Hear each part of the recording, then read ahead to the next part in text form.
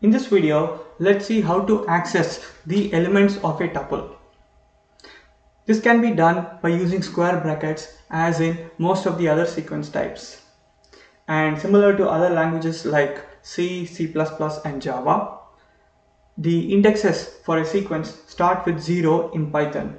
So now let's take the tuple A. If I want to access the element 15, I would write A square brackets 1. Remember, as I mentioned before, the index starts with a 0. So 10 is index 0, 15 is index 1, and 20 is index 2. So now if I print this out, you can get A of 1 is 15.